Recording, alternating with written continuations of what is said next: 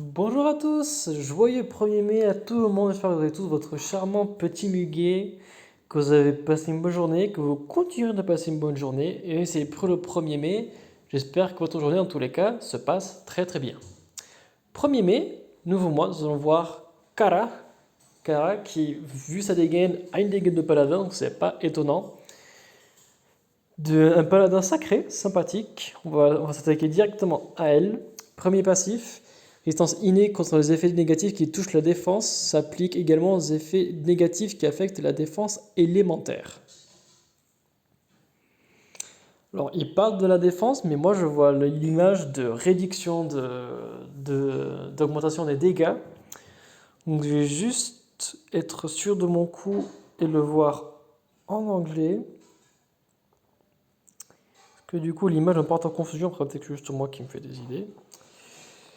Qui fait que la défense également. Non, c'est ça, autant pour moi. C'est juste moi qui me fait des idées et des complications quand il n'y en a pas. Hop, French, come back, Frank, thank you. Ok, so let's go. Wop, wop, wop, wop, wop, wop, wop, et nickel. Second passif, le personnage reçoit 10% de mana chaque fois qu'un de ses bonus est dissipé. C'est pas mal. C'est pas mal, c'est assez gadget. Et c'est pas mal. Par contre, je trouve qu'avoir un paladin qui a ce passif, je trouve que c'est vraiment axé très défensif. Je trouve que ça lui va bien. C'est assez joli. Des stats assez réguliers. Plus qu'il attaque une défense en dessous de la moyenne de nos jours. Mais quand même, c'est des stats qui sont quand même agréables. Vitesse moyenne, protection de la guerrière. Lanceur reçoit provoqué, qui empêche les ennemis d'utiliser les compétences spéciales sur les alliés du lanceur pendant 4 tours. Ça, c'est cool. Le lanceur reçoit plus 74% de défense contre les compétences spéciales pour 4 tours. Tous les alliés sauf le lanceur reçoivent plus 34% d'attaque pour 4 tours. Et l'allié élémentaire, 10% de défense pour tous les alliés sacrés pendant 4 tours, effet qui n'est pas purifiable. Très sympa d'avoir un héros qui a provocation et qui en même temps est paladin et qui on ne peut pas débuffer sa défense quoi qu'il arrive. Sachant qu'il peut avoir plus 25% de défense, plus les 10% de défense avec l'élémentaire de façon permanente.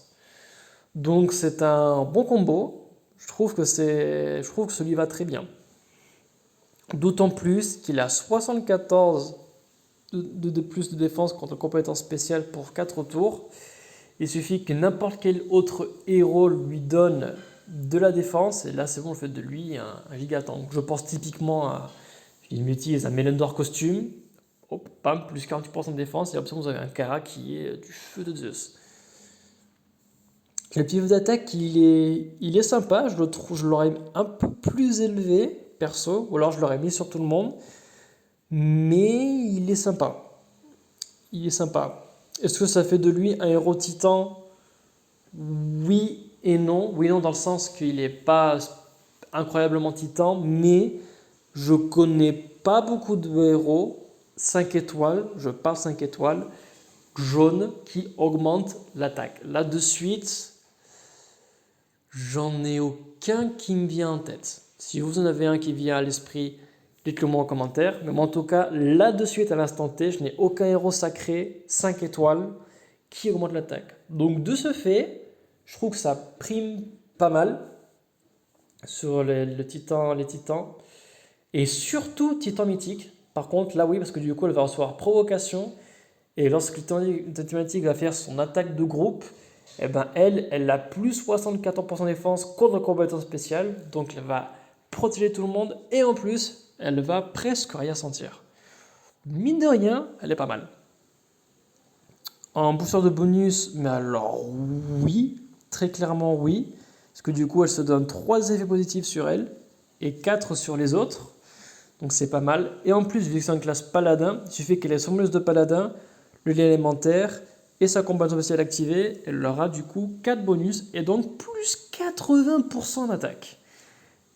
Et ça fait mal. Ça fait fichtrement mal. En bataille sanglante aussi, je vois bien vu qu'elle est très défensive. En très rapide, je lui donne pas spécialement un plus-value, même si je pense que lui fera du bien, comme à tout le monde. Elle est sympa. Franchement, elle est sympa. Je trouve que c'est cool d'avoir un héros du mois qui peut faire provoquer. C'est pas mal. Et surtout que ce soit un héros jaune, parce que là, actuellement, on a Krampus qui est bleu. On a Chevalier Noir qui est rouge. On a Buzonours, bon, c'est un 3 étoiles, mais il a aussi provocation qui est vert. On a Ludwig, truc du genre, qui est violet, 5 étoiles, qui est provocation, mais je pense, là pareil, dites-moi si je m'en trompe, mais je pense qu'Okara c'est la seule 5 étoiles jaune qui a provocation. Donc là pareil, ça fait d'elle une héros qui rien que pour ça vaut la peine d'avoir. Donc franchement, très bonne héroïne à prendre, enfin héroïne, oui, oui, ça se voit que c'est une fille. Très bonne héroïne à prendre, si vous l'avez, félicitations à vous. Je pense même que c'est un bon héros défensif, vraiment défensif, offensif, ou tiré par les cheveux parce qu'elle a son buff d'attaque, mais perso, si je la veux, c'est surtout pour le défensif, hein. Je veux pas cette héroïne pour son buff d'attaque. Moi, je la veux surtout parce que la provocation. Moi, je dirais surtout ça. Voilà, voilà. Bon, en tout cas, c'est tout pour moi. Je vous souhaite une excellente journée. Prenez soin de vous et à très vite.